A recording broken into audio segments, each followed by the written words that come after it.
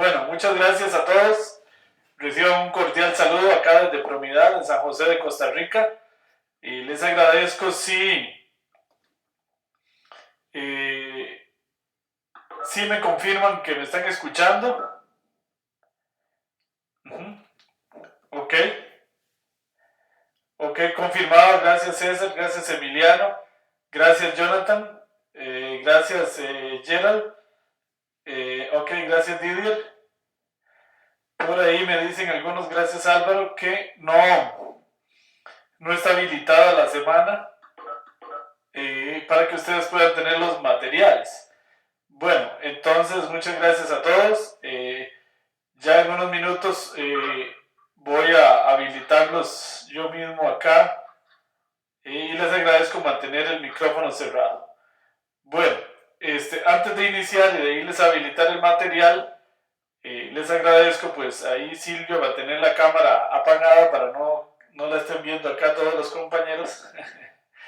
Y entonces, hoy lo que vamos a hacer es estudiar los primeros conceptos básicos del análisis exploratorio. Apenas los inicios de las técnicas que se pueden aplicar a los datos inicialmente, como son los métodos más básicos de la estadística, como son la media, las varianzas, las desviaciones estándar y las correlaciones. Ok, poco a poco, de hoy en 8 días, ya vamos a ir avanzando en técnicas más propias de la minería de datos, como son los métodos de reducción de la dimensión. Y hoy también otro tema interesante que vamos a estudiar es la atipicidad.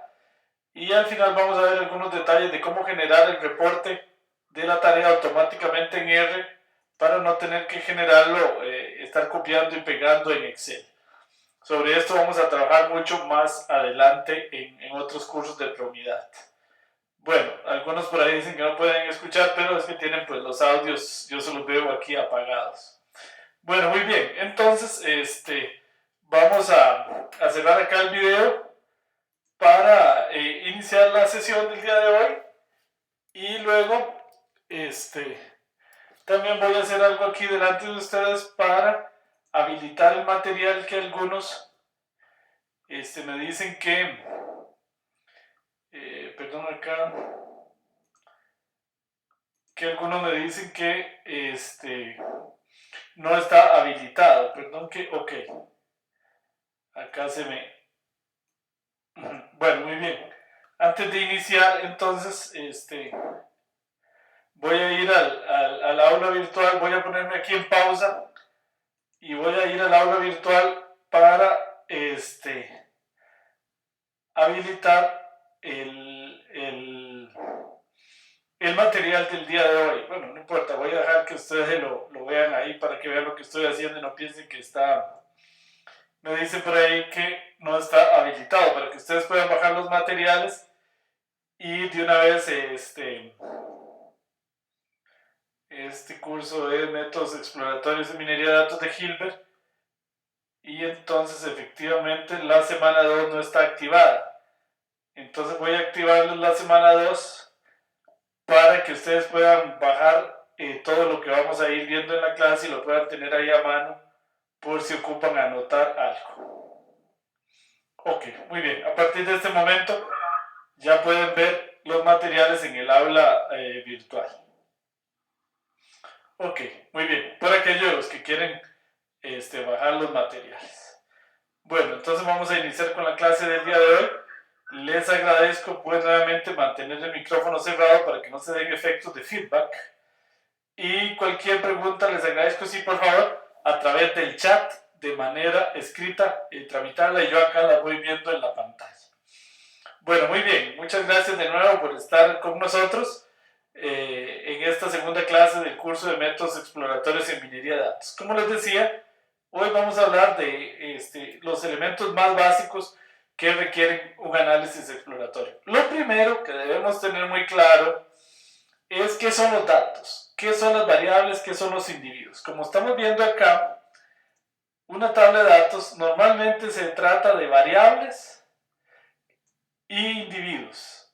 Las variables típicamente van a ir en las columnas, que son las variables estadísticas, por ejemplo, en este caso fraude, impuestos, estado civil, si hubo desviación de fondos o no, y esto que no es una variable, que es el ID. Eso no es una variable. Luego en las filas normalmente tenemos los individuos. Se le dice por uso del lenguaje individuos, aunque en general el nombre correcto para esto son unidades estadísticas, porque en las filas podrían haber países, podrían haber productos, podrían haber personas, pero en general son más bien unidades estadísticas. Muy bien, eso es lo primero que hay que tener claro, y en este curso vamos a trabajar con tablas de datos bien estructuradas como esa que estamos viendo. En las filas unidades estadísticas y en las columnas variables. Muy bien, si analizamos estas variables nos damos cuenta que hay algunas que son factores o características y hay otras que son más bien numéricas, como esta de impuestos. Entonces por ahí veo a alguien que tiene el video abierto, creo que es Candra. Por favor cerrar el video para que no la vean los compañeros. Bueno, muy bien, entonces es muy importante entender los tipos de variables y eso es lo que vamos a ver en este momento, porque resulta que hay variables cuantitativas como estas, que también se conocen como numéricas, y hay variables cualitativas que también se conocen como categóricas.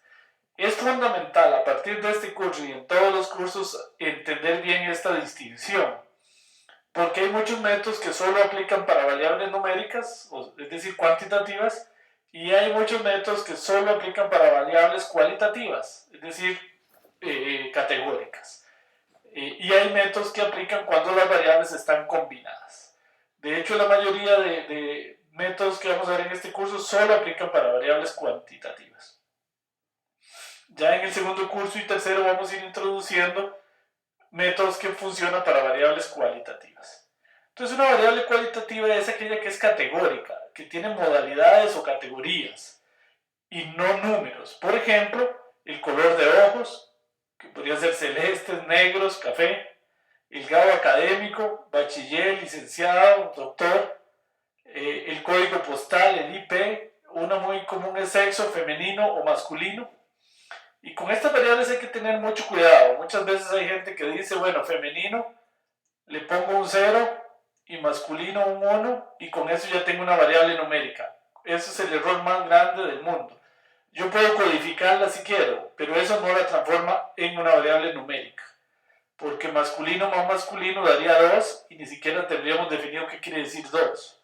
O 0 más 1 daría 1 y entonces femenino masculino más masculino daría masculino. Entonces no tiene ningún sentido. Entonces, desgraciadamente a veces encontramos estudiantes que llegan al proyecto final y todavía están haciendo ese tipo de cosas. Entonces, una variable cualitativa se debe tratar como tal. Y para convertirla en numérica existen otras técnicas, por ejemplo, las variables dummy, el código disyuntivo completo, otras técnicas, usar escalamiento multidimensional, otro tipo de cosas que no son tan sencillas, que vamos a ver en otros cursos más adelante. Pero no supongan que por solo codificar ya tenemos una variable numérica. Bueno, por otro lado están las variables cuantitativas o numéricas, que en estas sí tiene completamente sentido el álgebra, la suma, la resta, la división, la multiplicación, etc. Son variables como por ejemplo el peso, la edad, el número de fallos por hora, el número de televisores en un hogar, la temperatura, el precio del tipo de cambio del dólar respecto en Costa Rica, por ejemplo, al colón, etc. Son variables numéricas y en estas sí tiene sentido el álgebra. También a veces las variables numéricas se transforman en cualitativas y se transforman en categóricas. Dependiendo del estudio puede convenir una cosa u otra, ¿verdad?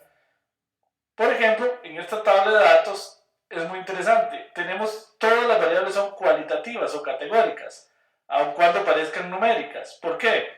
Bueno, el sexo efectivamente es cualitativa, femenino o masculino.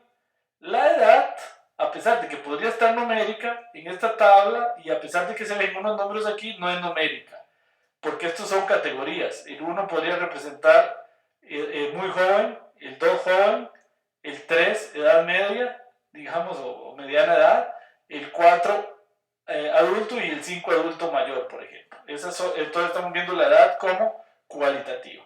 Acá tenemos el ingreso, que también podría ser cuantitativo, pero en este caso está cualitativo, porque estamos dividiendo el ingreso en bajo, medio y alto. Entonces, es muy importante ver la variable, ver cómo está en la tabla de datos y de esa manera determinar si es cualitativa o cuantitativa. Porque muchísimos estudios yo he visto totalmente erróneos porque para empezar no están aplicando el método adecuado al tipo correspondiente de variable. Bueno, como siempre, si tienen alguna pregunta, por ahora no veo preguntas en el chat, con mucho gusto. Esta tabla que está acá en la pantalla, esta filmina, deberían imprimirla y tenerla por ahí guardada, porque no debe de olvidarse. Entonces las variables, como les decía, se clasifican en dos: cualitativas, o que le podemos llamar también categóricas, y cuantitativas, que le podríamos llamar también numéricas. Las variables cualitativas se dividen en dos: nominales y ordinales. Las variables nominales son aquellas que no tienen ningún orden. Estas son las más difíciles de tratar. Por ejemplo, sexo, femenino, masculino. No hay un orden ahí determinado. Color de ojos, negro, cafés o celestes. No hay ningún orden en esa variable. Luego están las variables ordinales, que si bien es cierto son cualitativas, pero sí tienen un orden. Por ejemplo, el ingreso que acabamos de ver, que se dividió en bajo, medio y alto. Entonces, por lo menos están ordenadas. Y entonces este tipo de variables ordinales, en algunos casos, se pueden tratar como si fueran numéricas. En algunos casos.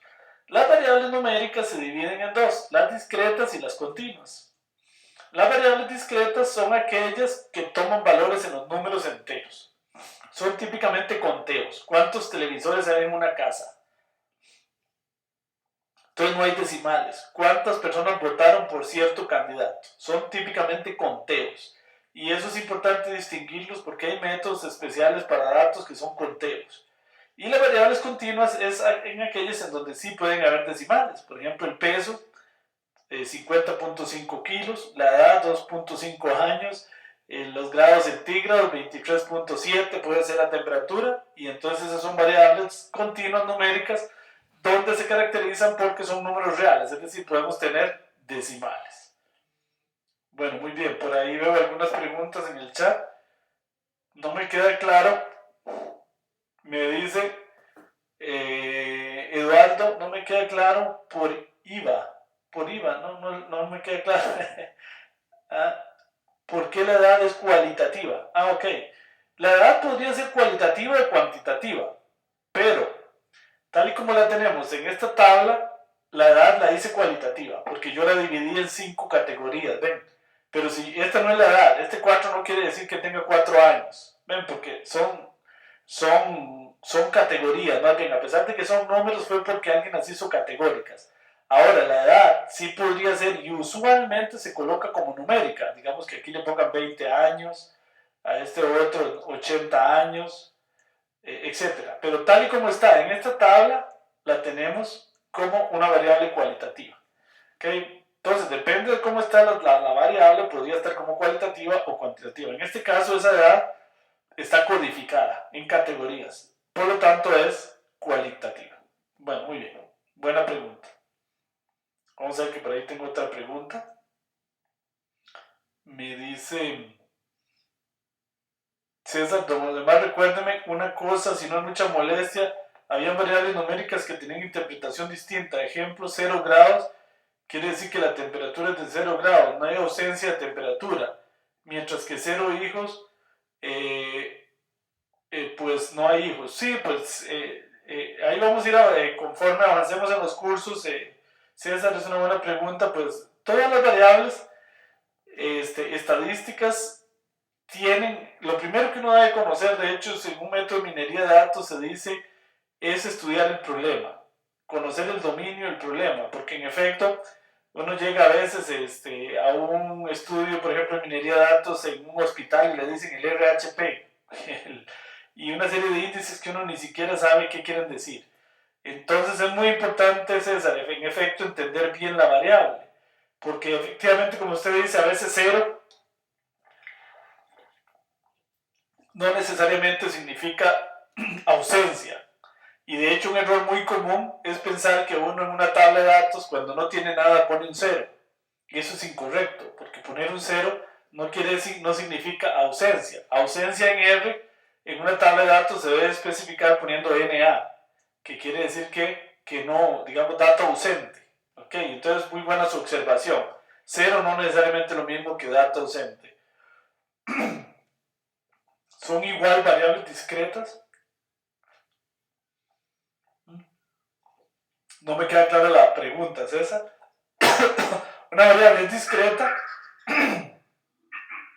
cuando ella toma valores enteros. Por ejemplo, ¿cuántos hijos? Es una variable discreta. Porque uno no puede tener 2 hijos y medio. Bueno, tal vez, pero bueno. Entonces es una variable discreta. Cuando el valor es siempre un número entero, no tiene decimales. Bueno, muy bien. Entonces seguimos adelante. Bueno, acá está explicado todo lo que les dije de variables discretas, ordinales, nominales. Ahí está. Bueno, típicamente entonces en este curso vamos a trabajar con una tabla de individuos variables. Como les decía, en las columnas vamos a tener las variables numéricas, acá como se ve,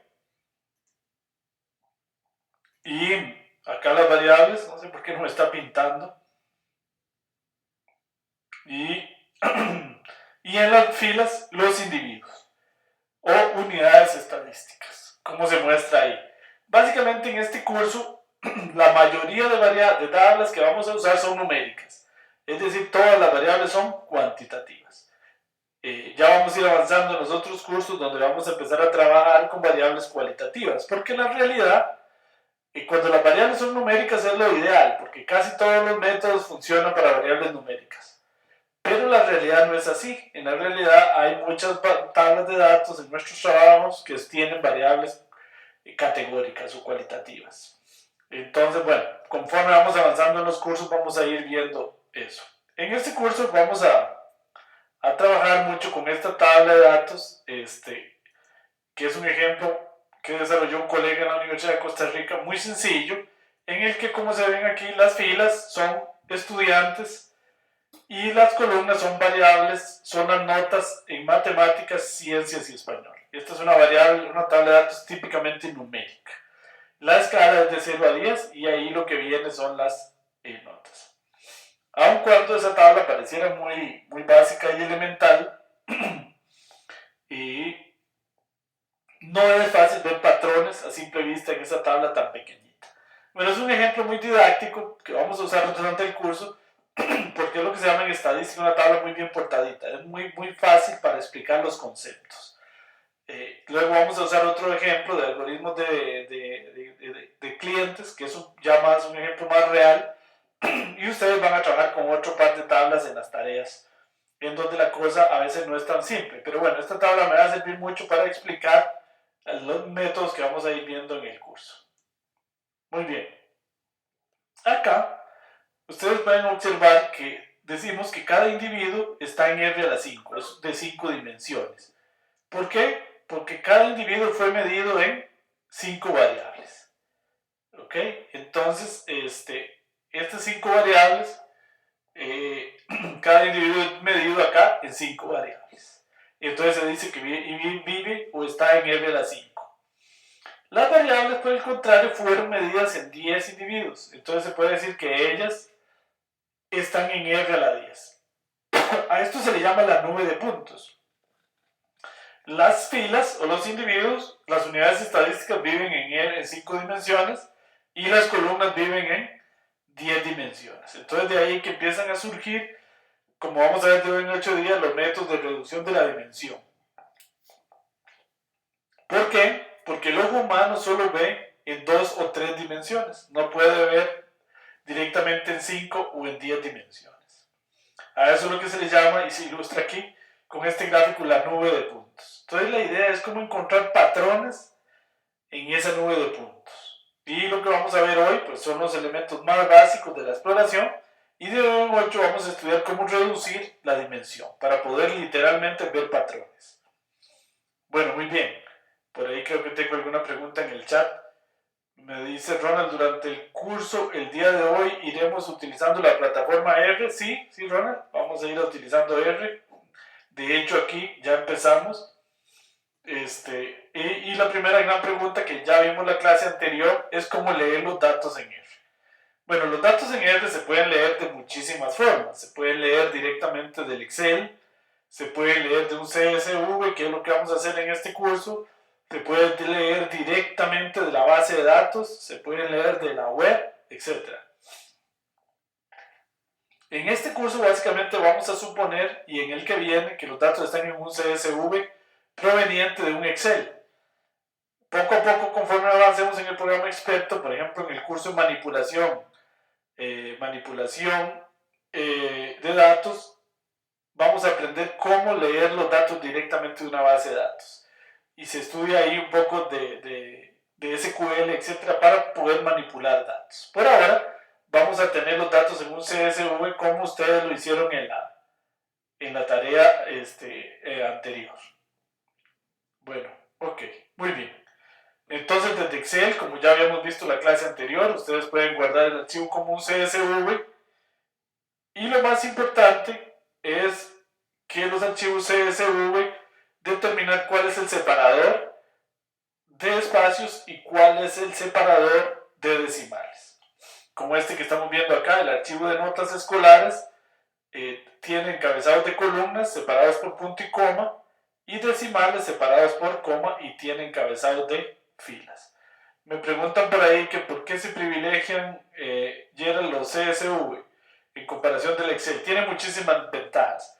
Un CSV es infinitamente más pequeño que un Excel, porque un Excel en el fondo es un XML.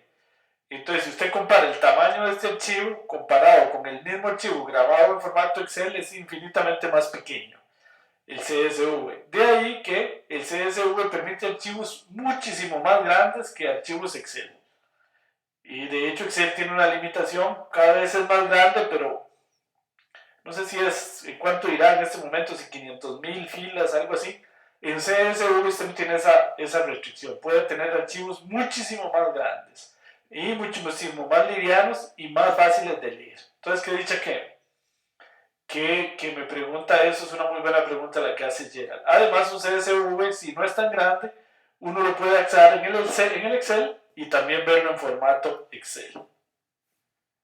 Buena pregunta. Bueno, ¿cómo sabemos cuál es el formato de un archivo? Entonces, por ejemplo, acá les voy a mostrar, yo tengo acá en esta carpeta en el escritorio datos, y entonces aquí tengo una serie de archivos CSVs, y por ejemplo, acá tenemos el ejemplo estudiantes, acá está ejemplo estudiantes, acá, y si lo alzo lo puedo ver con un editor de texto. Y ahí me doy cuenta que el separador de espacios es el punto y coma y el separador decimal es la coma.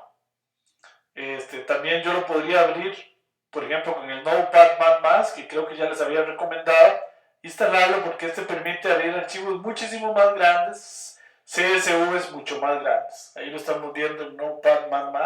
Lo pueden bajar de la página de Promidad o lo buscan en Google y lo bajan directamente.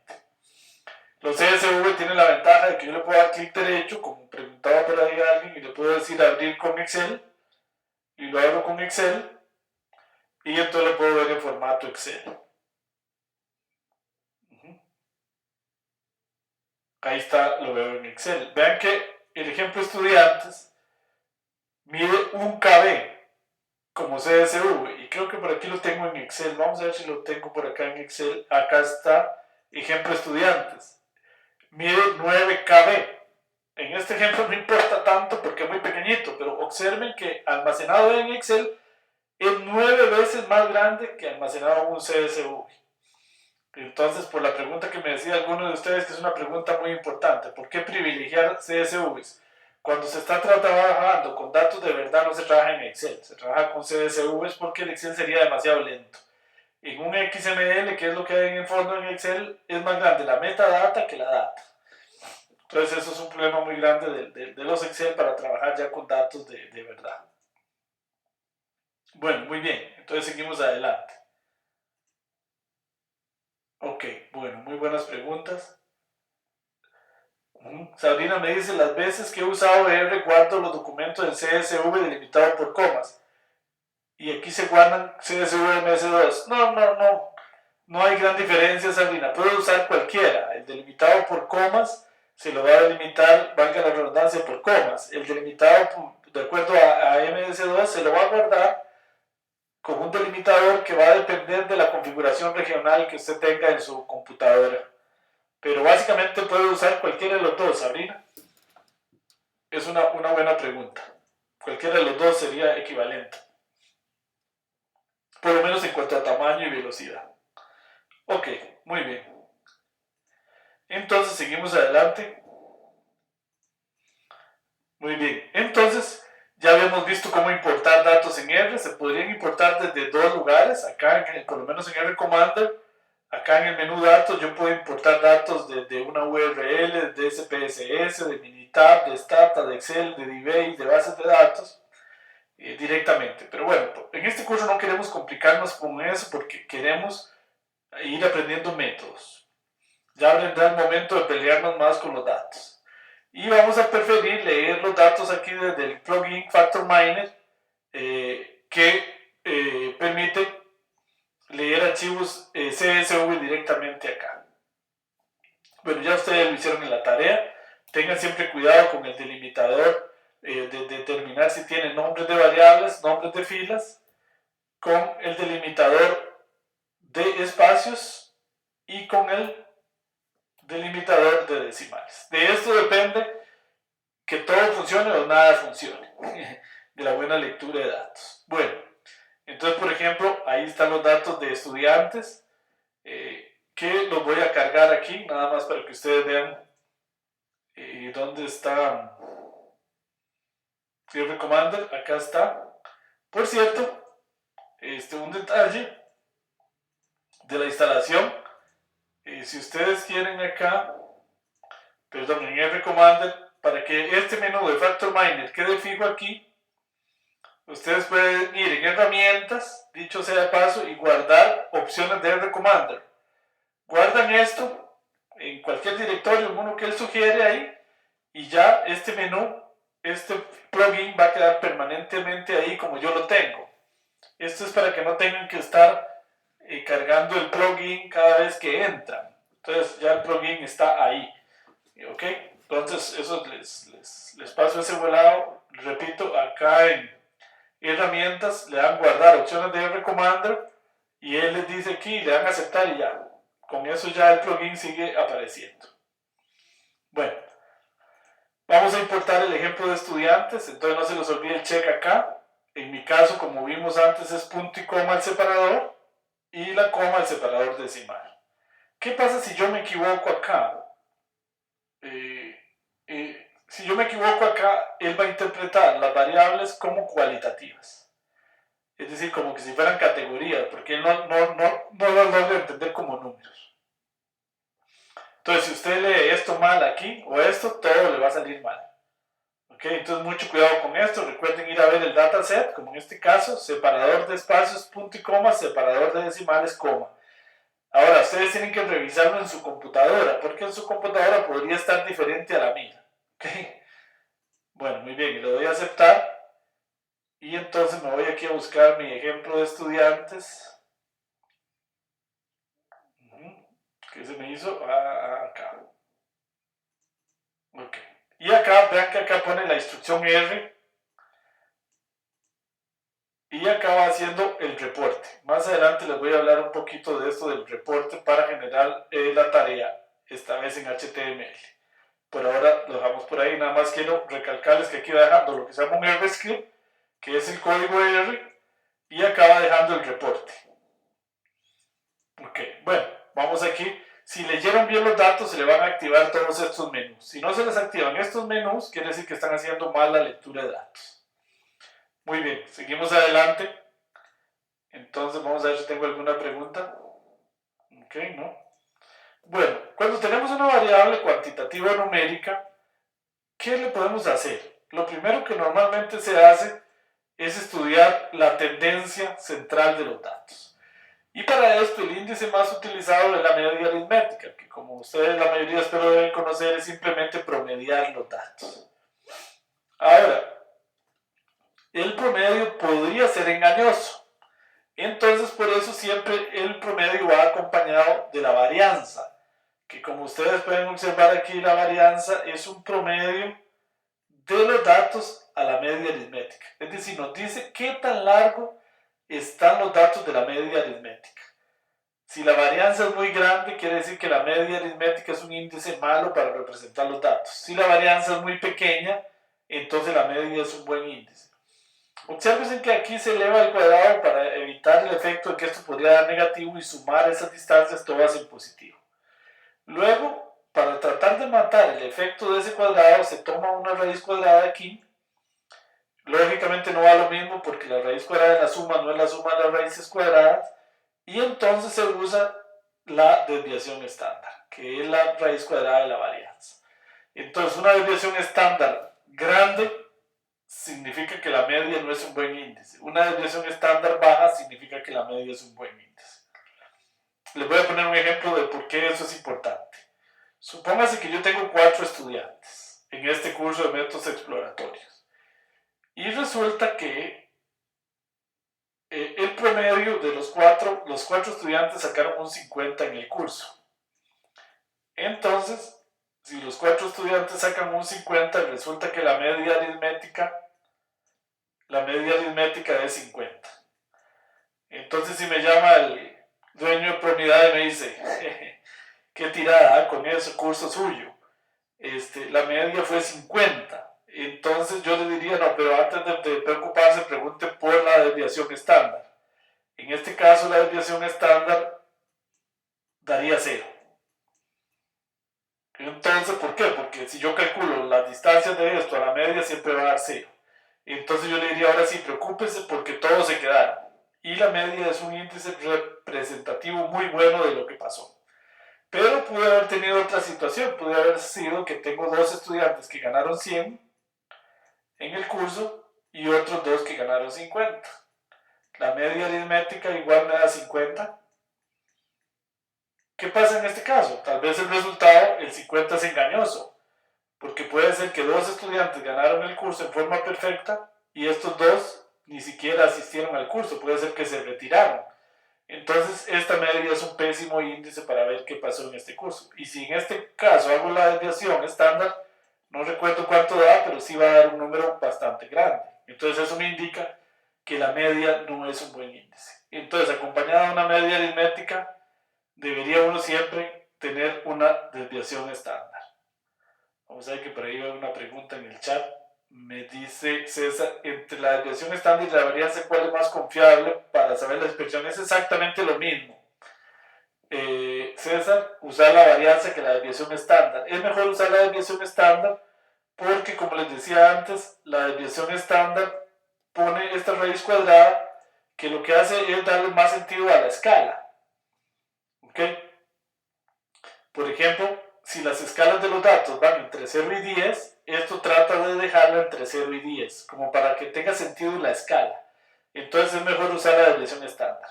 Ahora es absolutamente equivalente usar cualquiera de las dos. ¿Ok? Bueno, por ejemplo, ahí voy a descartar ahí porque no la estamos viendo. Bueno, ahí tenemos la tabla de estudiantes y aquí tenemos la media y la desviación estándar. Otro punto importante de la media es muy importante para una cosa, para interpretar. Vean que la media de matemática es 6,79. Esto quiere decir que un 75, un 7,5 en matemáticas es una buena nota. ¿Por qué? Porque es por lo menos superior a la media. Sin embargo, un 7,75 en historia, cuya media es 7,9, es una mala nota. ¿Okay? Entonces, todo el valor de una variable es muy relativo, así es mayor o menor a la media. ¿Verdad? A veces alguien dice, no, su nota un 75, qué pésima nota. No necesariamente. Compárelo primero con la media aritmética. Y eso le va a determinar de si es realmente una buena o una mala nota. Que podría ser que aquí esta sea una excelente nota y aquí sea una pésima nota. ¿Okay? Depende de los datos. Bueno, por ahí tengo una pregunta en el chat. Me dice, ¿cómo podemos utilizar el coeficiente de variación? Bueno, más adelante, no en este curso, vamos a estudiar el coeficiente de variación, que es otra manera de medir la dispersión de datos. Por ahora, nos quedamos con la media y la varianza. Ok, buena pregunta, ¿quién me la dijo? Alan. Que es otra manera de medir la dispersión. En el curso de series de tiempos usamos mucho el coeficiente de variación, que en otros contextos es mejor, pero en este contexto lo ideal es la media aritmética. O también la mediana o la moda, que también se pueden utilizar. ¿Ok? Que no las vamos a estudiar en detalle porque se nos iría todo el curso haciendo estadística. Y lo que nos interesa pues son las estadísticas básicas que necesitamos para ir avanzando en minería de datos. También un índice muy común y conocido en estadística es la correlación. La correlación es la raíz cuadrada del coeficiente de determinación, pero básicamente la correlación es la covarianza entre la variable x y y dividido entre la desviación estándar de x y la desviación estándar de y. Supongo que tal vez ustedes se acuerden de la correlación de los cursos de estadística. Nada más recuerden que, independientemente de cómo se calcula, la correlación siempre variaba entre 1 y menos 1. Ahora vamos a ver por qué. Y lo importante aquí es la interpretación de la correlación. Cuando una correlación es cercana a 1, cuando la correlación R está cerca de 1, eso significa que las dos variables X y Y son fuerte y positivamente correlacionadas. Qué sé yo, por ejemplo, el salario y la edad. Entre mayor salario, perdón, al revés, entre mayor edad, mayor salario, generalmente, ¿verdad? Y al revés también. Ahora, si la correlación anda cercana a menos 1, quiere decir que hay una correlación fuerte pero negativa. Es decir, cuando una variable crece, la otra decrece y viceversa. ¿Ok? Entonces, por ejemplo, vamos a ver, ya se me olvidó algún ejemplo de correlación negativa. Por ejemplo, alguno hay que me diga una correlación deuda-ahorro. ¿Ok? Sí, César. Ok, a mayor deuda, menor ahorro. Por ejemplo, gracias César. Entonces es una correlación que es negativa. Si la correlación es cercana a 0, entonces quiere decir que no hay correlación. O sea, las dos variables no tienen ninguna relación. Color de ojos, salario. En principio no debería haber ninguna correlación entre esas cosas. Bueno, podría ser discutible, pero en principio no hay correlación entre eso. Muy bien. Entonces el coeficiente de correlación se interpreta como acabamos de ver acá. Ahora vamos a ver más ejemplos. Desde el punto de vista de la minería de datos, al coeficiente de correlación lo vamos a interpretar un poco de otra manera muy interesante, que nos va a ayudar muchísimo. Si ustedes recuerdan del álgebra lineal o de los cursos de física, uno puede interpretar una variable o un vector columna o un vector fila como un vector, como una flecha. Por ejemplo, si yo tengo dos variables y yo grafico el valor en la variable x, lo pongo por aquí, y el valor en la variable y, entonces yo puedo tener un punto y puedo representar la variable como una flecha. ¿Cuál es la ventaja de ver las variables como una flecha? Que sería esta, en las dimensiones que sean. La ventaja es que hay un teorema matemático que pocas veces se estudia en estadística, pero sí en minería de datos, y es que dice que la correlación es igual al coseno del ángulo entre los vectores. Entonces observen que la correlación es el coseno de este ángulo. Eso explica todo, como decía un amigo. Si ustedes recuerdan del colegio, recuerden que el coseno era una función que oscila de esta forma y que varía entre 1 y menos 1.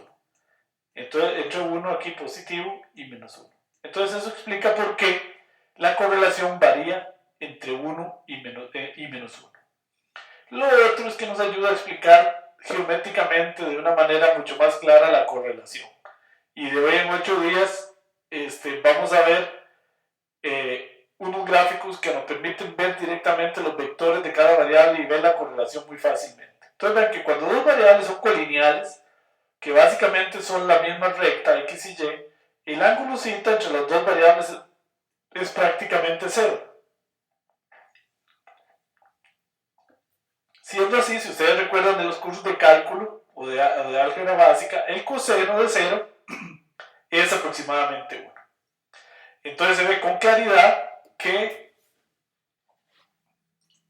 si no escuchan, ahí es que tal vez tienen mal ancho de banda, pero aquí todos los indicadores me indican, valga la redundancia, que el sonido se está transmitiendo bien.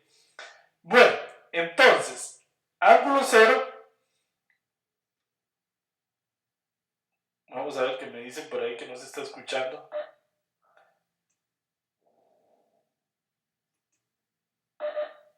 Ok, bueno, vamos a ver, ahí me escuchan.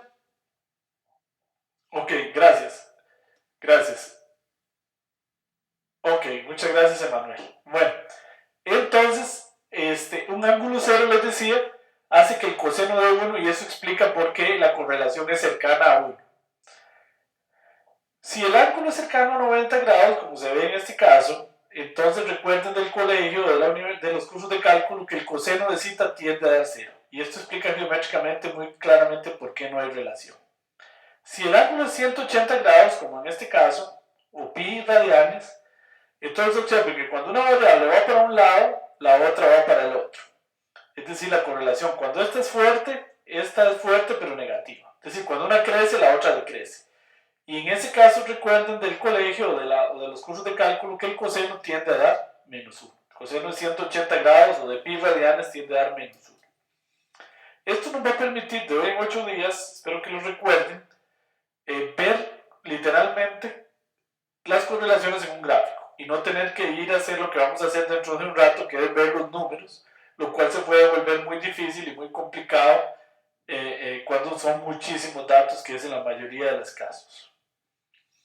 Bueno, por ahí me hace una pregunta César, interesante, que es que si hay algún criterio para decir cuándo es cercano a 1 y cuándo no. Pues la verdad no, César, pero porque depende muchísimo de los datos. Pero bueno, en general digamos que aquí está la mitad, que aquí está el 0. Disculpen que ahí pintar con un mouse no es nada fácil. Y aquí está el menos 1 y aquí está el 1. Entonces la pregunta que me hace César es muy importante. ¿A partir de qué digo que es fuerte y positiva? Eso depende mucho de los autores también. Yo, por ejemplo, a partir de, digamos, de 0.2, ya interpreto la correlación como por lo menos positiva. Y a partir de aquí para atrás, de menos 0.2, ya la interpreto como una correlación negativa. Hay gente que es más exigente. 0.5 dicen algunos libros, otros dicen 0.8. Pero más adelante en la clase que vemos vamos a ver que aunque sea 0.2 o menos 0.2, por lo menos marca una tendencia a la correlación, positiva o negativa. Ya aquí, pues entre esos valores sí sería más bien decir que no existe correlación. Hay gente que parte en 0.5 aquí, pero por una razón geométrica que hoy no voy a explicar, sino en la próxima clase, de valores un poquito más pequeños todavía marca tendencias, y a veces lo importante son las tendencias. Bueno, ¿cómo calcular las correlaciones y este tipo de cosas en Factor Minor, en R-Commander? Bueno, se va uno al menú, estadísticos, resúmenes, y acá en resúmenes numéricos puedo sacar la desviación estándar, la varianza, etc. Y en este otro menú puedo ver la matriz de correlaciones. Y se pueden hacer aquí muchísimas cosas, todas básicamente los que aprenden uno en los cursos de estadística 1 y 2 los pueden hacer ahí. No es nuestro interés, ahí los dejo para que puedan hacer otras cosas, pero para nuestros efectos lo que interesa es eso nada más. Bueno, vamos a ir a hacerlo directamente acá al software para que ustedes vean. Entonces, si voy acá, entonces me voy al menú estadísticos, resúmenes numéricos. Ahí en la tarea pues lo van a tener que hacer, entonces ahí les queda el video. Entonces me voy acá, a resúmenes numéricos, selecciono todas las variables que deseo, digamos todas, le doy a aceptar y acá me aparecen, por ejemplo, la media aritmética de los datos, la desviación estándar, la desviación intercuartil y los cuartiles y otras cosas que no estudiamos el día de hoy, pero ahí están. Y cuántos es el n, es decir, cuántos datos había, en este caso 10. Y entonces aquí está la media y la varianza. Por ejemplo, la varianza más grande que está aquí es 1.60. Quiere decir que la media menos confiable es la de ciencias. Y la varianza más pequeña es 0.86. Quiere decir que la media de español es la que es más confiable. Bueno, entonces acá me queda el resumen numérico. Ok, muy bien. Puedo venirme aquí a estadísticos, resúmenes, y hago la matriz de correlaciones acá. Selecciono todas las variables y le doy a aceptar y aquí tengo mi matriz de correlaciones. Por ejemplo, vean, matemáticas. En la diagonal siempre habrá unos en esta matriz porque la correlación entre ciencias y ciencias es 1, la correlación entre una variable y sí misma siempre es 1. Este punto 85 aquí sería la correlación entre matemáticas y ciencias, que podríamos interpretar como fuerte y positiva, es decir, buenos en matemáticas serán buenos en ciencias. Acá hay otra correlación fuerte y negativa, menos 0.78, es decir, buenos en educación física, malos en matemática y viceversa.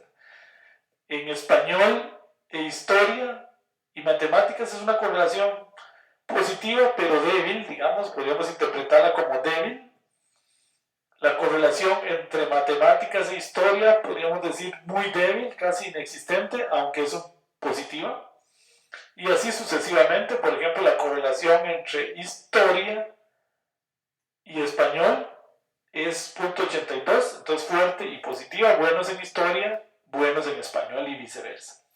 Bueno, y ahí podría ir interpretando todas una por una. Y de hoy en 8 días vamos a ver un método mucho más gráfico para interpretar las correlaciones. Y en otros cursos vamos a estudiar algunos otros muy interesantes, muy gráficos, que a veces es más fácil leer un gráfico que el ponerse a leer números. Pero bueno, por ahora queremos interpretar los números. Me dice por ahí César, ya le había contestado a Eduardo, dice, creo que también existen índices de semejanzas entre variables. Sí, hay muchos índices de semejanzas, también están las correlaciones parciales, pero los índices más recomendados en todo esto son las correlaciones, ¿verdad? Pero tiene razón, Eduardo, por ejemplo, si las variables son cualitativas, es decir, categóricas, esto no se puede calcular. Entonces habría que utilizar índices que usted bien llama de semejanzas. ¿Qué quiere decir de semejanzas? Hay muchos, pero algunos se basan en conteos, en la cantidad de coincidencias. Entonces, eso se llaman índices de semejanzas, que sobre todo se usan mucho en variables cualitativas, porque la correlación solo se puede calcular en variables numéricas. Todo lo que hemos visto hasta ahora, la media aritmética, por ejemplo, solo tiene sentido en variables numéricas, ¿verdad? Buena pregunta, Eduardo, muchas gracias. Bueno, entonces seguimos adelante. Algo que se estudia mucho en las variables es hacer, como estamos viendo ahí en pantalla, un histograma. Una distribución de probabilidad de los datos para determinar que por lo menos inicialmente qué tanto siguen los datos la curva normal o no. Para hacer esto bien, lo ideal es hacer un test de normalidad, que se ve más adelante en otro curso. Por ahora, gráficamente, recuerden que una curva normal, la curva normal, o conocida como la campana de Gauss, es cuando los datos son perfectamente así como una campanita, ¿verdad? Esa sería la curva normal perfecta. Aquí vemos que estas dos pues no siguen la curva normal perfecta, que sería esa que dibujé. Ahora podría ser que tengan un sesgo. Acá tenemos los sesgos o asimetrías que siempre se confunden un poco. La asimetría positiva es cuando los datos están a la izquierda, o dicho de otra manera, cuando el faltante de datos, o donde hay menos datos, es a la derecha. Eso se le llama asimetría positiva. Y asimetría negativa es cuando el faltante de datos está acá a la izquierda. Asimetría negativa. Esta es la asimetría negativa, entonces lo vamos a ver en función de ¿dónde está el hueco, por decirlo de alguna manera? La asimetría negativa también se puede determinar porque generalmente la mediana, en este caso, es mayor a la media y la moda también es mayor a la media. Cuando hay asimetría positiva, generalmente la mediana y la moda son más pequeñas que la media. Entonces, si nos vamos a la filmina anterior, esta pareciera tener una asimetría, porque más bien los datos, voy a cambiar de color acá, los datos tienden a tener como ahí me quedó mal, pero tienden a tener como el valle a la derecha, o sea que estamos en una asimetría negativa. Y en este otro más bien pareciera que es como acá. Entonces estaríamos ante una asimetría positiva. ¿Ok? Bueno, muy bien. Entonces, ¿cómo se hacen los histogramas? Vamos a ir a ver ¿qué se me hizo? En Factor Miner. Entonces me voy aquí al menú gráficas y le doy acá en histograma y selecciono la variable que quiero hacerle el histograma, le doy a aceptar y entonces ahí me queda el histograma, a veces me queda en segundo plano, ¿ven? Ahí me queda el histograma. Puedo ir una por una. Ok. Etcétera. Bueno, vamos a ver aquí. Entonces puedo graficar, bueno, digamos la de español, y entonces ahí me queda el histograma de español. Bueno, muy bien. Así se hacen los histogramas. Vamos a ver si tengo alguna otra pregunta. ¿No? Bueno, uno de los análisis más importantes que se deben hacer cuando uno empieza a explorar datos son las atipicidades. Conocidos en inglés como los outliers, o datos que digamos que no corresponden aparentemente a la data. Y entonces los outliers, aquí adrede le incluí a los datos de estudiantes 3 outliers. Este 70, que pareciera que alguien digitó mal, pudo haber sido un 7, no sabemos. Este menos 5, que también corresponde a un error. Y este 17, porque la escala era de 0 a 10. Cuando uno ve un outlier, uno debe determinar qué hace. Lo primero sería ver si es un error realmente, ¿verdad? Porque hay dos tipos de outlier. Algunos que son errores en datos, que son la mayoría, y que es muy importante corregir. Por ejemplo, aquí determinar si esto era un 7 o qué fue lo que pasó. Si no se sabe, lo que hay que hacer es imputación de datos. Es decir, sustituir ese dato por algo. Normalmente este dato, si no se tiene, una buena idea es sustituirlo por la media aritmética de la columna, que es neutra. O buscar la variable que mejor correlaciona con esta y hacer una regresión lineal para imputar, se llama el dato, sustituirlo por algo. De eso vamos a trabajar también más adelante. Entonces, lo primero es determinar si es un error y corregirlo. Si no se puede corregir, imputarlo. Ahora, lo otro puede hacer que el dato sea correcto. Y entonces, si el dato es correcto, hay que dejarlo. Entonces, en ese caso, lo que hay que hacer es decidir si ese dato se va a analizar por aparte o qué se va a hacer con ese dato. Pero entonces, observen, hay outliers que son datos que realmente están en la data y lo que hay que hacer es analizarlos por aparte.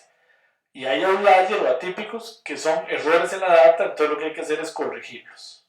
Sea con imputación de datos o sea con ir a ver cuál fue el error de digitación, digámoslo así.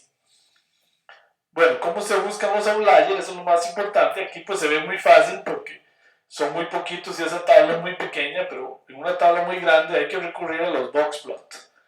Los boxplot básicamente lo que hacen es dibujar acá la mediana, el percentil 75, el percentil 25 y acá hasta el percentil 90. Normalmente lo que está fuera de ahí se consideran outliers. Hacia arriba del percentil 90 o hacia abajo del percentil 10. ¿Ok? Entonces a eso se le consideran datos atípicos. A veces se usan otros criterios, la mayoría de los softwares usan 90 y 10. Bueno, ¿cómo identificar esos atípicos? Con Factor Miner, pues nos vamos a gráficas, vamos a diagramas de caja y seleccionamos la variable que queremos. Y aquí, por ejemplo, nos dice que en la variable matemática se encontró a Ana, que es el 17. En ciencias encontró a Inés, que era donde estaba el menos 5. Y así sucesivamente. Vamos a ir a hacerlo directamente al software. Entonces nos vamos a gráficas, diagrama de caja, seleccionamos la variable, por ejemplo ciencias, le damos a aceptar y a veces nos queda el gráfico aquí en R. Ciencias no tenía ningún outlier. Vean, si no queda nada acá, quiere decir que no hay outlier. Entonces podemos ir a hacer otra, gráficas, diagrama de caja, educación física, le damos a aceptar. Vamos a ver el gráfico de educación física, tampoco tiene outlier. Otra vez, a ver si me sale alguna. Diagrama de caja. Ah, no, no me va a salir ninguna. Porque aquí tendría que ir a leer los datos. Yo tengo una data acá que se llama ejemplo estudiantes con atipicidad, que es este archivo al que yo adrede le metí los datos atípicos que se me hicieron. Bueno, por acá está, cuesta verlos. Bueno, entonces para empezar tendría que ir a leerlos. Entonces lo voy a cambiar de archivo. Ok, voy a leer. Me dice que si sobreescribo los datos, sí, y le doy ejemplo estudiantes atípicos. Ahí. Ok, me voy a gráficas, le doy diagrama de caja y escojo educación física, le doy a aceptar. No hay atípico. Ajá. Otra, gráfica, diagrama de caja, español, vamos a ver, aceptar. Tampoco hay atípico. Bueno, pareciera que hoy no es mi día de... No me acuerdo en cuál era que tenía. En historia, ahí está. Ahora sí, en historia hay dos datos atípicos, Luisi y Sol. Muy bien. Bueno, por ahí me dice César, si no podía editar el conjunto de datos ahí mismo en R. Sí, sí, sí pude haber editado el conjunto de datos ahí mismo en R y hacer las correcciones. Sí, de hecho acá en RStudio yo puedo editar datos, ¿ven? Y acá yo puedo corregir este menos 5, por ejemplo, este 17 o este 70. Sí, ahí mismo lo puedo corregir. Yo no lo hago mucho, a veces yo prefiero ir a un editor o a Excel, donde es más fácil manipular datos que acá, pero ahí se puede hacer directamente. En efecto. Bueno, vamos a ver si tengo alguna otra pregunta en el chat. Me dice, los percentiles 10 y 90 se utilizan normalmente para utilizar estas inconsistencias en caso práctico. Sí, correcto. Es lo que más se usa, Rodrigo. Efectivamente. Y también me está preguntando, sí, Ronald. Ronald y Rodrigo me preguntan lo mismo, sí. Sí, es lo más común. Bueno, muy bien. Entonces seguimos en nuestra presentación PowerPoint. Ok. Normalmente los datos, por ejemplo, los métodos que vamos a ver de hoy en 8 días, estandarizan la tabla de datos. ¿Qué es estandarizar la tabla de datos? Es lo que se conoce como una tabla centrada y reducida. Una tabla centrada y reducida es aquella en la que todas las variables son 0 y la varianza de todas las variables es 1. ¿Cómo se logra hacer eso? Básicamente lo que se hace es, a todos los datos se les resta la media aritmética de la columna en la que ellos están y se divide entre la desviación estándar de la columna en la que ellos están. Eso tiene dos ventajas fundamentalmente, que las voy a ilustrar con este ejemplo. La primera es que evita los efectos de escala. Por ejemplo, si aquí tuviéramos una nota medida de 0 a 10 y otra medida de 0 a 100, eso evita ese efecto escala. Los efectos de escala son muy importantes porque pueden echar a perder todo. Entonces es muy importante que todos los datos estén en la misma escala. Si no lo están, estandarizar la tabla de una vez resuelve eso. Unifica las escalas, así como me dice Eduardo. La otra gran ventaja de las tablas estandarizadas o centradas y reducidas es que la media aritmética es 0. Entonces me permite muy fácilmente saber si un dato es bueno o malo. Por ejemplo, Este punto 90, de una vez yo sé que la nota de Inés en matemática fue buena, porque es mayor a la media aritmética, por lo menos fue mejor el promedio. Este dato acá en Sonia me deja claramente ver que Sonia no es buena en matemáticas porque está bastante debajo de la media. ¿Ok? Entonces eso es una gran ventaja de las tablas estandarizadas. La desventaja es que a veces cuando uno ve la tabla, digamos si yo veo esto, se me pierde un poco la interpretación, a veces se dificulta porque es muy bonito verla entre 0 y 10, ¿verdad? Para efectos a veces de ver un dato, pero bueno, algunos métodos, muchos, los que vamos a ver hoy, hoy no, de hoy en 8, R automáticamente estandariza la tabla. Bueno, vamos a ver, por ahí tengo otras preguntas. Me dice Emiliano, ¿hay alguna forma automatizada para corrección de atípicos cuando hay miles de registros? Sí, Emiliano, eso cuando estemos en el curso de métodos avanzados, vamos a ver que desde la consola de R uno puede automatizar completamente el proceso. Sí, pero hay que escribir un poco de código. En R Commander que yo sepa no se puede hacer. Y automáticamente hacer la corrección, sí. Eduardo me dice, o sea, unifica escalas, sí. Me dice César, por ejemplo, en el caso anterior, si estandarizamos, entonces dejaríamos de tener outliers. No. Buena pregunta, César. Si estandarizamos, igual seguimos teniendo los outliers. Peor aún, porque se destruye la tabla, porque la media aritmética, por ejemplo, donde teníamos aquel 70, se hace enorme. Entonces, de hecho, Keichan me lo pregunta, antes de estandarizar uno debería quitar los outliers. O sea, es muy mala idea quitar los outliers luego de estandarizar. No, entonces, primero, mejor quitar los outliers antes de estandarizar. Ok, buena pregunta. Melvin me dice, ¿se puede calibrar el rango de los percentiles en R Commander? Melvin, que yo sepa, no en R Commander. En R directamente sí. De hecho, es un parámetro de la función boxplot. Y uno puede calibrar, escoger en otro punto de dónde hacerlo.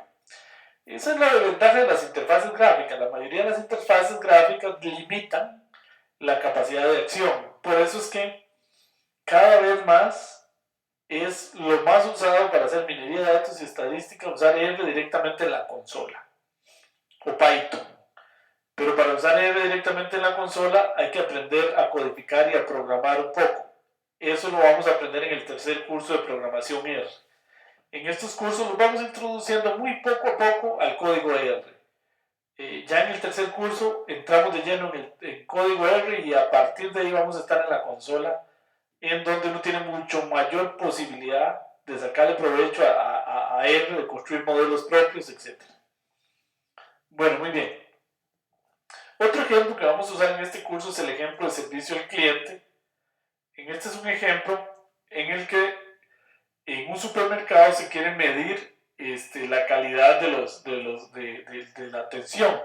Se le preguntó en una encuesta a los que llegaron ahí la edad, la antigüedad, que quiere decir cuánto tiempo tienen de llegar a la empresa. El espacio de parqueo se evaluaba entre 0 y 10, donde 10 sería perfecto y 0 pésimo. Igual la velocidad de las cajas, la distribución de los productos, la atención de empleados, la calidad de las instalaciones, la ubicación, la limpieza, la variedad de productos, el prestigio de la empresa y la calidad del servicio en general. Entonces el dueño de este supermercado lo que quería después evaluar cómo están viendo los clientes al supermercado. Esta es una muy pequeña porción de una tabla de datos real. Creo que tengo aquí, no me acuerdo si eran 100 registros y 9 variables. Bueno, si quiero leer ese, vamos a irlo a hacer rápidamente en R Commander, hacer algunos histogramas y analizar atipicidades. Entonces vamos a hacerlo. Y la idea es que uno, cuando analiza tipicidades, debería ir a la hoja de datos y marcarla. De hecho, en la tarea yo los pongo a hacer esto. Por ejemplo, se ve que Damaris es atípica en la edad, atípica cómo evalúa velocidad de cajas, atípica en limpieza y atípica en calidad de servicio. Y es muy interesante estos atípicos, porque cuando uno los ve, ellos no corresponden a errores en la data. Corresponden realmente a que la persona evaluó de manera atípica, o es decir, dicho de otra manera, muy diferente a todos los demás. Ok. Bueno, si quiero si yo quiero ejecutar ese ejemplo, lo primero que debo hacer es ir a ver, cuál es el separador de decimales de ese ejemplo. Ejemplo clientes, lo debo abrir con un editor de texto y ahí me doy cuenta que el separador de datos es el punto y coma y el separador de decimal es la coma. Nuevamente, ¿por qué mi computadora está de esa manera? Bueno, entonces si quiero acá en Factor Miner, pues cargo esos datos, importar datos, tengo encabezados de filas, tengo separador de campos como punto y coma y el separador de decimales como coma, le doy a aceptar, le digo que sobrescriba mis datos y me traigo ejemplo clientes. ¿Ok? Ahí puedo visualizar mis datos, ahí están, y puedo ir a hacer cálculos como los resúmenes básicos y ahí hago los resúmenes numéricos de todas las variables, ahí están. Y puedo ir a hacer, por ejemplo, la matriz de correlaciones. Y ahí están todas las correlaciones. Vean que ya se hace difícil de interpretar, ¿eh? Porque son demasiadas. Por eso vamos a ver de hoy en 8 el círculo de correlaciones. Y puedo hacer gráficos, por ejemplo, el box plot para ver atipicidades. Escojo la edad, por ejemplo. Y si voy a ver, vean que aquí me queda el resultado. La típica de Damaris, corriendo este comando que se llama boxplot. Y puedo ir a ver mi gráfica aquí. Ahí se ve que Damaris es atípica con 50 años. ¿Por qué es atípica? Digamos que ella es relativamente vieja en la muestra de datos que dejamos. Entonces por eso es que da atípica. Digamos que la muestra es de gente bastante joven, entonces ella da atípica aparentemente muy vieja. Bueno, vamos a ver, me pregunta Eduardo, ¿qué pasa con los individuos a los que no se puede corregir el outlier? ¿Se excluye de la muestra? Sí, Eduardo, a veces si yo tengo muchos datos, puede ser que sea conveniente excluirlo de la muestra. Otras veces se excluye de la muestra, se hacen todos los análisis y ese dato se analiza por aparte. ¿Ok? Para ver ya como un registro propio para ver qué está pasando. Pero sí. Y a veces cuando uno tiene miles de millones de datos y tiene un dato muy sucio, un outlier que uno ve claramente que es un dato sucio, pues mejor lo elimina la tabla de datos para que no esté metiendo ruido en los estudios. Buena pregunta. Bueno, muy bien. Entonces, muy bien. No sé si tienen alguna pregunta hasta ahí. Vamos a ver si tengo alguna otra pregunta. Ok, no. Bueno. Ok. En esta parte, a partir de ahora y como parte final de la clase, les voy a explicar cómo generar un reporte automáticamente desde RCommander para que no tengan que ir a hacer copy-paste a Word. Más adelante, en los cursos de programación R, vamos a estudiar en detalle que uno puede modificar esto y hacer reportes realmente profesionales. Por ahora los vamos a usar por defecto como los deja R, pero luego vamos a aprender a irlos mejorando poco a poco. Por ahí, antes de continuar, tengo una pregunta importante que me hace Rodrigo. Dice, consulta, si elimina un dato, elimina toda la fila. Correcto. Correcto. Puede ser que yo tenga que eliminar toda la fila. O también puede ser que tenga que eliminar toda una columna. Porque me doy cuenta que en esa columna es donde hay muchos datos atípicos o datos sucios, entonces elimino toda la columna. O puede ser que elimine toda la fila. Correcto. Pero si elimino un dato, tengo que eliminar o toda la fila o toda la columna. Y si no, lo que tengo que hacer es imputar ese dato nada más, cambiarlo por la media aritmética de la columna, por ejemplo. Pero entonces lo cambio por algo. Puede ser que elimino toda una fila, luego aparezcan otros atípicos. Sí, sí puede ser, Emiliano. Es cierto, puede pasar. Y me meto en un ciclo. Correcto. Correcto, Emiliano, puede pasar. Eso es una muy buena pregunta.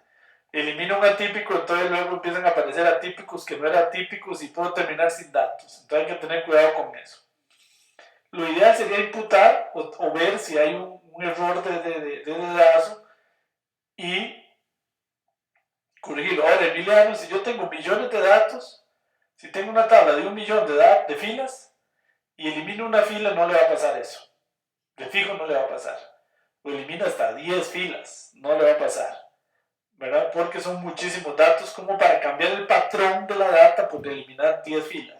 Pero si yo tengo 100 filas y elimino 10, sí le puede pasar eso que usted está diciendo, que me van a aparecer otros atípicos que no tenía antes. Muy buena observación, Emiliano.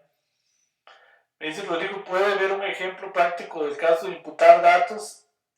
Por ahora todavía no, Rodrigo, porque me llevaría mucho tiempo. Ahora sí le puedo explicar aquí un poquito, tal vez rápidamente, qué sería lo que se hace. Voy a salirme un momentico de la presentación y le explico. Digamos que en esta misma filmina que tengo aquí, ¿qué quiere decir imputar un dato? Voy a ir digamos aquí, no importa, digamos que este 49, yo quiero, decidí que lo voy a cambiar. Entonces, ¿qué hago? Saco la media aritmética de esta columna. Y aquí hay algo que es muy importante. Sin este dato murió. ¿Ok? Porque si no ya me está distorsionando la media. Y digamos que esa media me da 22. Entonces yo pongo ahí un 22. ¿Ok? Eso sería imputar un dato, cambiarlo por otro dato. Otra manera más fuerte de hacer es, digamos que yo determino que entre antigüedad y edad hay una correlación muy fuerte. Entonces yo hago una regresión lineal usando estas dos variables. Y sustituyo este dato mediante una predicción que me da la regresión. Ahora, en este momento ustedes no tienen por qué entenderlo, porque eso lo vamos a ver hasta más adelante, cómo se hace una regresión y cómo se hace una predicción haciendo regresiones. Pero esa sería otra manera. Por ahora lo más simple es, este dato lo elimino, saco la media aritmética de la columna sin ese dato y pongo aquí la media aritmética. Eso sería imputar un dato. La ventaja de la media aritmética es neutra. La ventaja es que si yo pongo ahí la media aritmética y luego calculo la media aritmética de la columna, me da igual.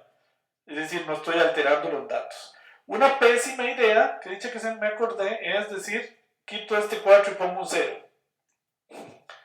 Alguien lo preguntaba hace un rato. Poner un 0 no quiere decir poner un dato neutro. Si pongo un 0 ahí, lo que estoy diciendo es que la persona evaluó con 0 la variedad de los productos. Entonces estoy alterando completamente la variable. Entonces, no. Otra manera que sí se puede hacer en R es poner un dato ausente. Y ustedes ponen ahí NA. Entonces eso R va a entender que es que ese dato no se tiene. Y entonces R, por ejemplo, cuando calcula la media de la columna, ignora ese dato.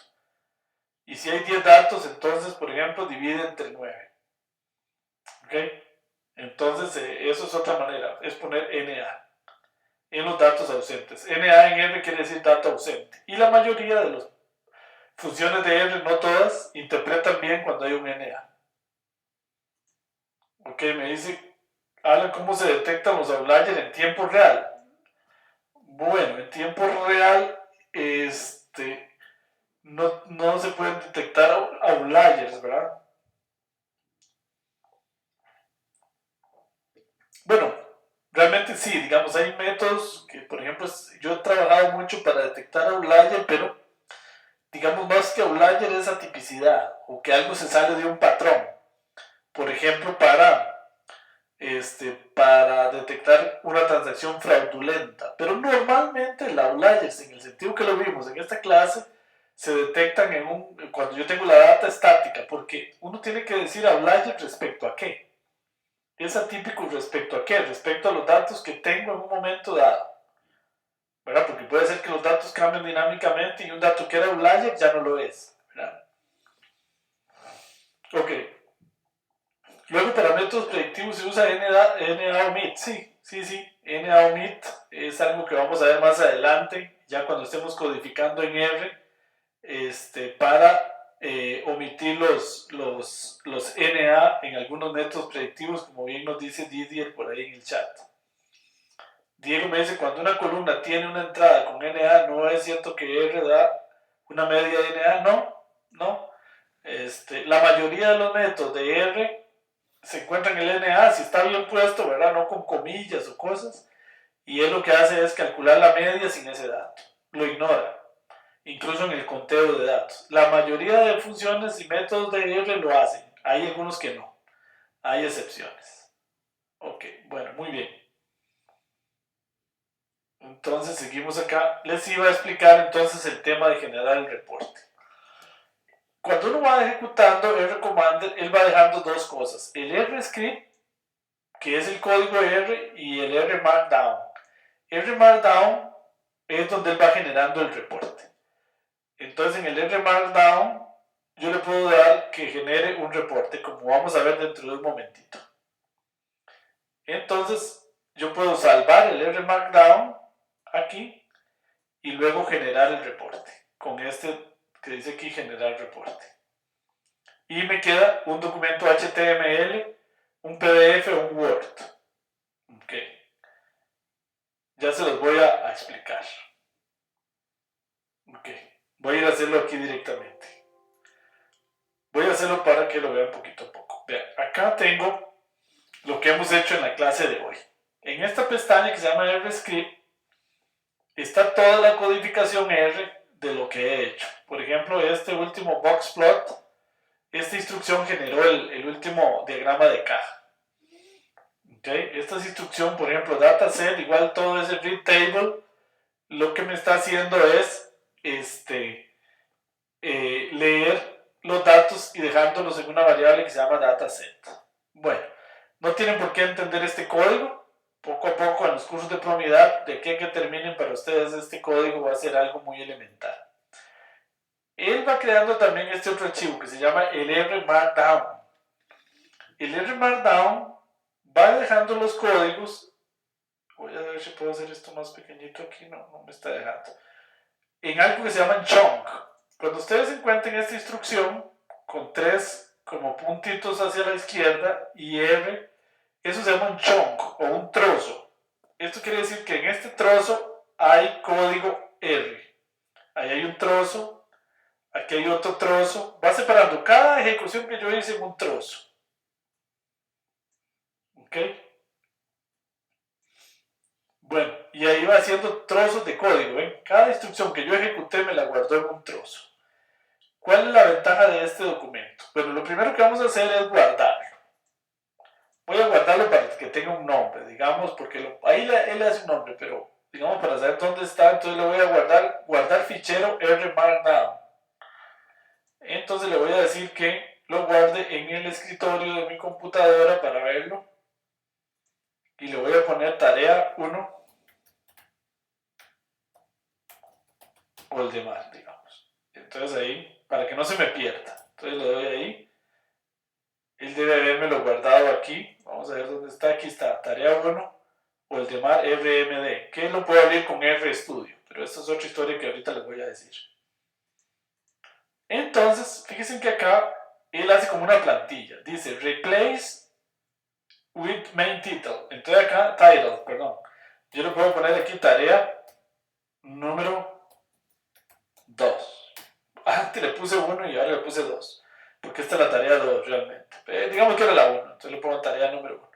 Y me pone su nombre. Waldemar Rodríguez.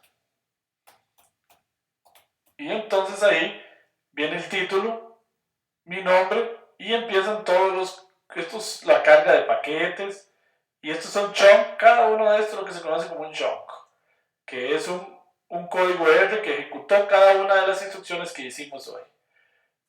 Ok, no importa, le doy guardar mi fichero, y acá, observen acá a la derecha, le doy generar informe. Y entonces le doy aquí generar informe, y él empieza a ejecutar todas las instrucciones y vean que me abre mi tarea en un HTML y me lo abre automáticamente en mi navegador por defecto, que es Mozilla.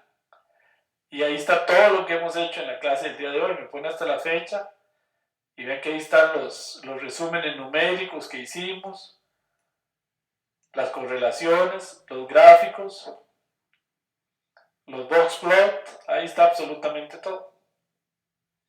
Los atípicos, ven qué bonito, no tienen que ir a hacer nada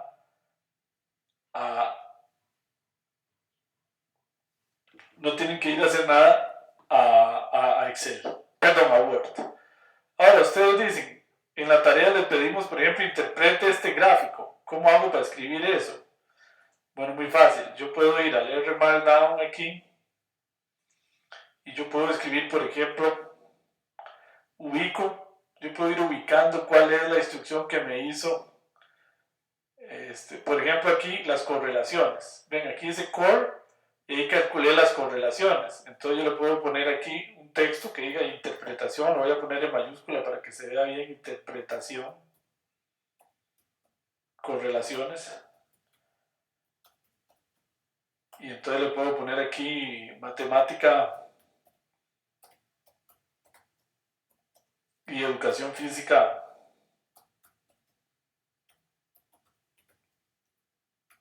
correlacionan negativamente. Es decir, lo que voy a explicar, es decir, estudiantes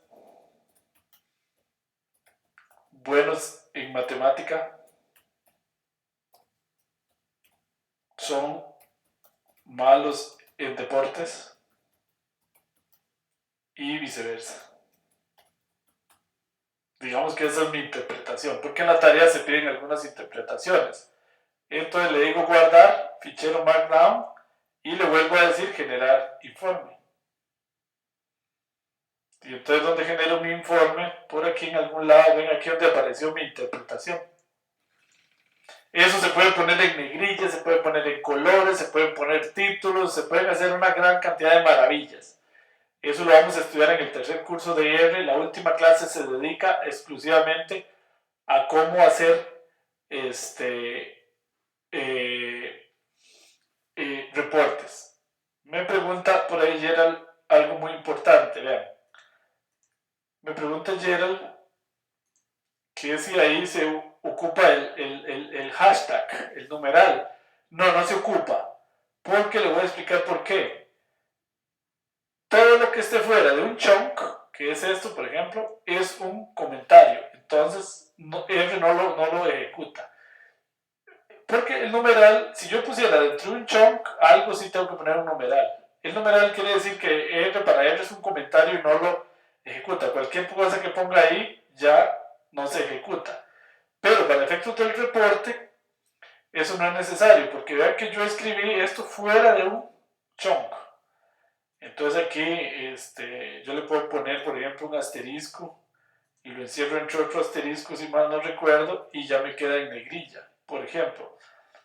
Por ahora, pues, no le estoy enseñando todo eso porque lo aprendemos más adelante, pero acá le doy generar informe y entonces acá está, ven, perdón, asterisco era ponerlo en itálica, ven.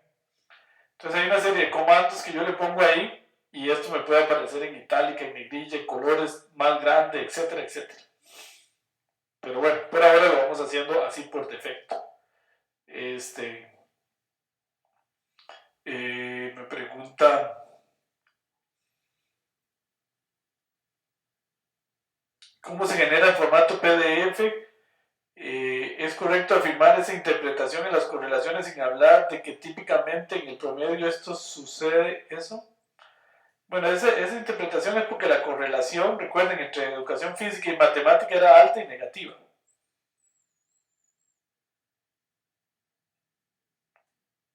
Ok, eso es, bueno, Diego, no entiendo muy bien la pregunta, pero sí, sucede en la mayoría. Puede haber excepciones, por supuesto. En la mayoría, cuando es bueno en matemáticas, malo en educación física, en esos datos. Pero claro que puede haber de casualidad alguno por ahí, no la mayoría, eso sí, en donde en donde es bueno en educación física y también en matemática. Bueno, por ahí alguien me pregunta que si se pueden generar en PDF o en Word. Sí, les voy a explicar cómo. Vean. Voy a cerrar aquí. Y entonces vean que, bueno, ahí tengo mi R Markdown. Y entonces si quiero tener más opciones para generar el informe, bueno, ahí lo volví a generar. Yo puedo abrir este informe con RStudio. De hecho, vean aquí donde lo tengo, en mi escritorio. Y de hecho mi computadora lo identifica como un archivo de RStudio. Pero si no, yo le puedo dar clic derecho y le doy a abrir con, y le digo que me lo abra con RStudio para tener más opciones. Ahí lo voy a abrir nuevamente con RStudio.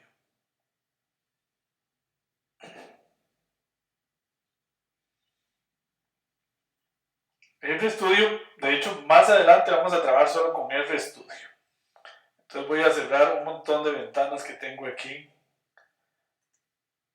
Perdón, para que no me estorben. Y entonces observen que voy a cerrar todo y voy a dejar solo esta. Vean que aquí tengo el tarea 1-el de Rodríguez.rmd.rmd. No sé por qué me puso dos veces la extensión, pero no importa, él toma la última. Y acá yo puedo también, por ejemplo, editar. Y por ejemplo aquí tengo la interpretación. De hecho acá en RStudio ustedes tienen un manual completo. Si le dan aquí en ayuda, les hace un manual completo por aquí. Ya no lo encuentro. ¿Qué se me hizo? No, aquí. ¿Dónde era? De que les explica opciones del Canid. Pero bueno, ahora lo busco. Lo que quiero explicarles ahora es algo que me preguntaban. Con Canid R, si yo le doy clic en este botón, él me genera el HTML. Vean, aquí lo está generando y aquí se ve donde está compilando R todas las instrucciones a ver si encuentra un error. Ahí está, ya me lo generó. Y ahí está mi tarea. Okay. Ahí estamos viendo mi tarea. Ahora, yo le puedo decir aquí Canid R y que me lo genere en PDF. Por defecto lo hace en HTML. Puedo hacerlo en PDF o inclusive en Word. Le puedo decir que me haga un PDF y ahí me lo está generando en PDF.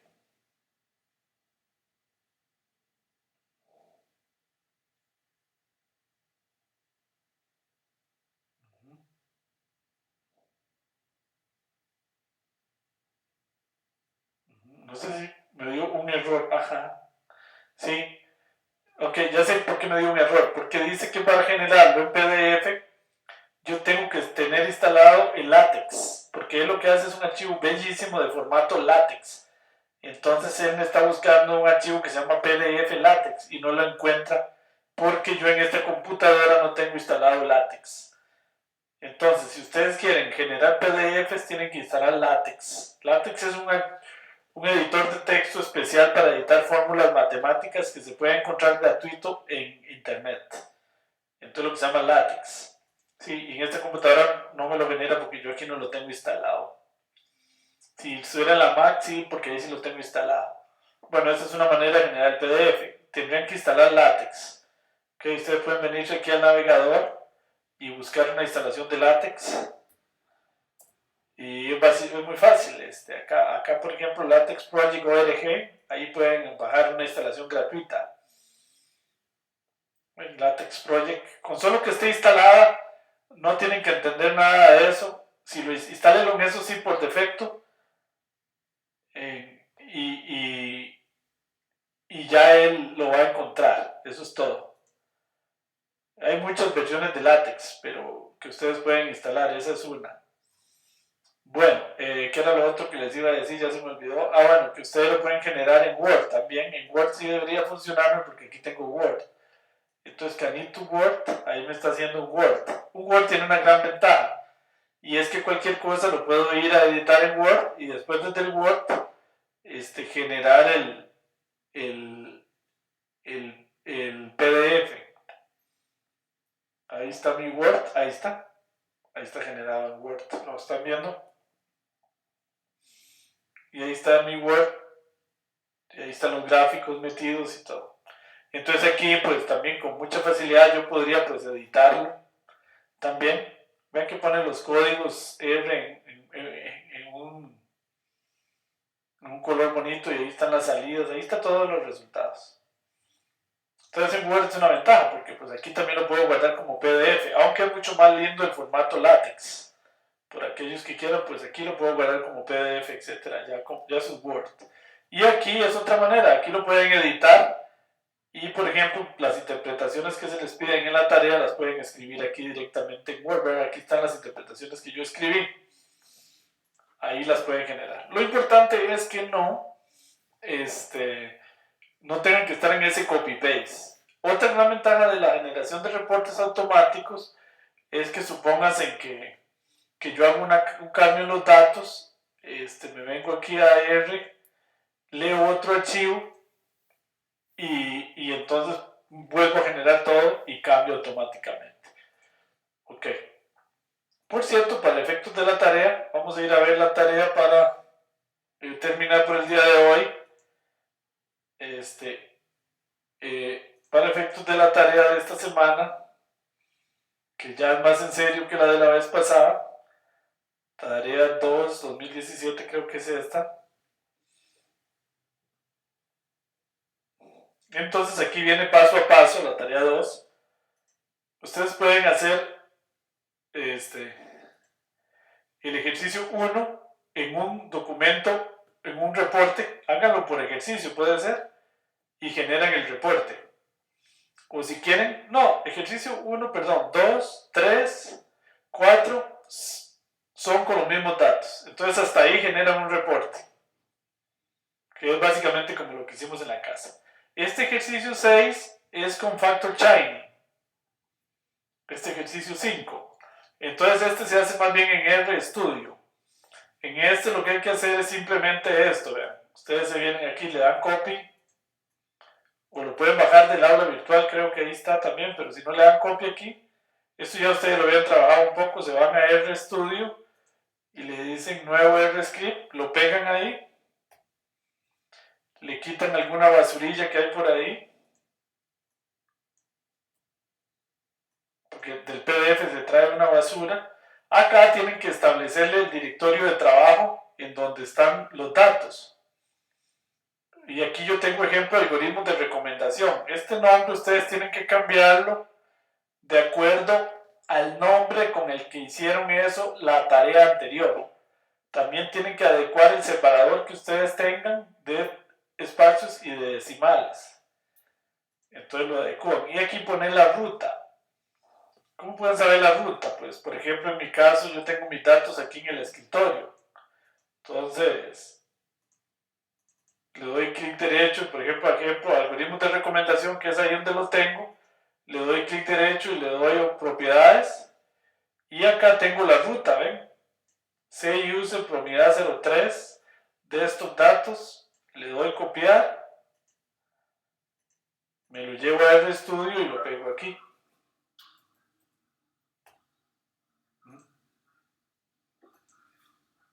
Ok, ahí le ruego a alguien que me abrió el micrófono. Ok, gracias. Entonces recuerden aquí que estos slash hay que cambiarlos por el backslash, porque esto es como si fuera Linux.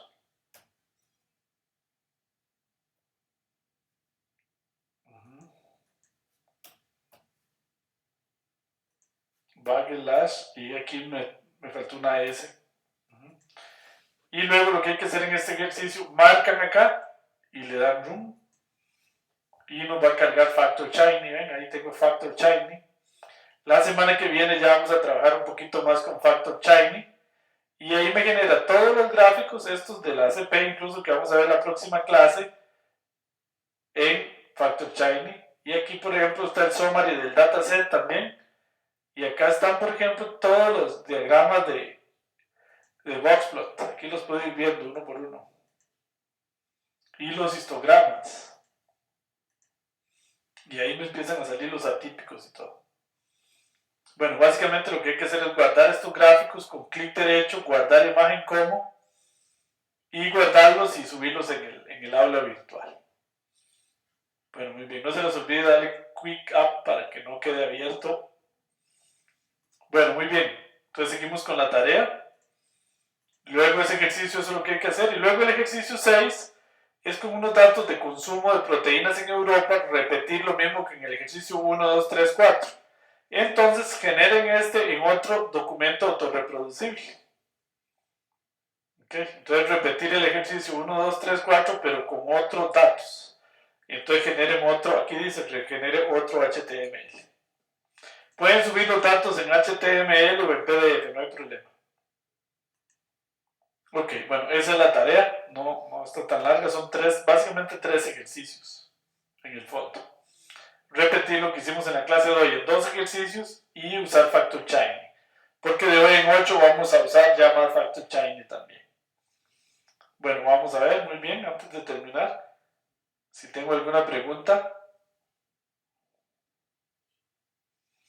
Me dice Álvaro, me imagino que si se cambia la ruta del archivo da algún error, exacto. Si no se cambia la ruta del archivo va a dar un error y no se genera. Muy importante eso que usted me dice, Álvaro, no se les olvide acá, no, estábamos en Factor Shiny. Y esta ruta, donde está el archivo, y el nombre del archivo que ustedes generaron la tarea pasada, porque tal vez no se llame así. Correcto, Álvaro, muy importante. Hay que instalar Canit, ¿no? Ya debería estar instalado. Si instalaron RStudio y R, automáticamente él los instala. Pues, y si no, pues instalen, hay un paquete que se llama Canit R, sí, pero ya debería estar instalado. Bueno, me dice Wendy, intenté generar el Word y el HTML y tampoco se pudo. Bueno, Wendy, cualquier cosa, pásenos los errores ahí. Ah, bueno, ya se pudo. Bueno, qué dicha. Me dice Wendy que ya pudo. Falta la S en datos, me dice Didier, sí, ya la había puesto, gracias. ¿Cómo hace que aparezca Canit? Bueno, Canit debería aparecer, ¿ah? Si el archivo es RMD, observen, es una buena pregunta. Si el archivo es un RMD, le aparece Canit.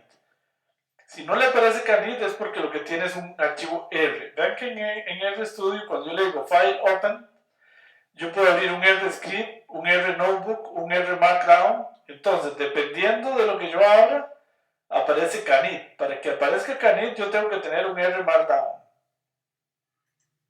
Que por ejemplo aquí abro un RMarkdown. Y entonces si es un RMarkdown me aparece Canit. Y si es un archivo R como este, no le aparece Canit, porque simplemente es un script de código. Esto sería un script y este sería un Canit. Son cosas diferentes. Buena pregunta, buena pregunta. Profe, ¿dónde están los datos del ejercicio 6? Están en el aula virtual. Tienen que estar aquí. Aquí. Datos, consumo, alimentos de Europa. Ven, aquí están. Ahí están, de ahí los pueden bajar. ¿Cómo utilizo el carácter Chanchito para las rutas? Eso es en Mac, Alan, me imagino. Porque eso solo en Mac se usa, no en Windows. Ok, entonces en Mac él le debería aparecer automáticamente cuando usted busca las rutas, le aparece eso en lugar del C2 puntos.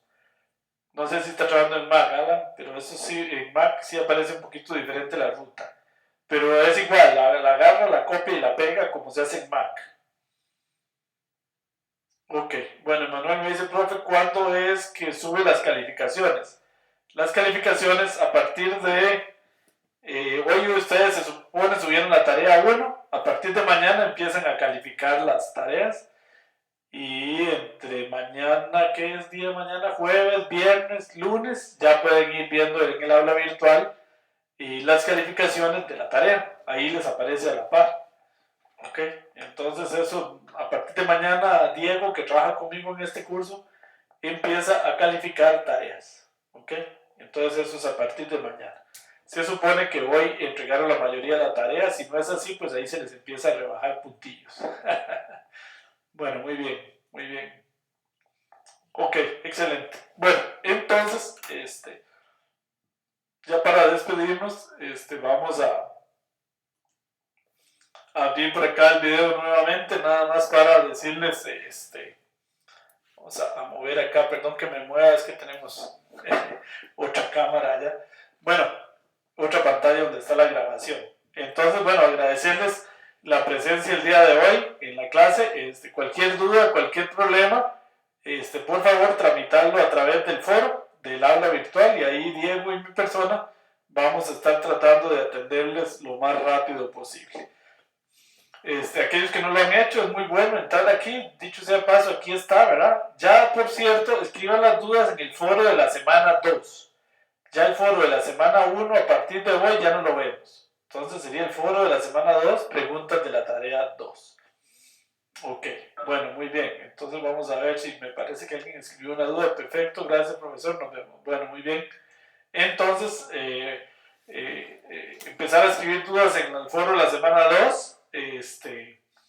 Y los que no han hecho, por lo menos entren a ver dudas, porque la mayoría de veces la duda que alguien pone ahí la tienen las demás personas y eso ayuda muchísimo a resolver la tarea.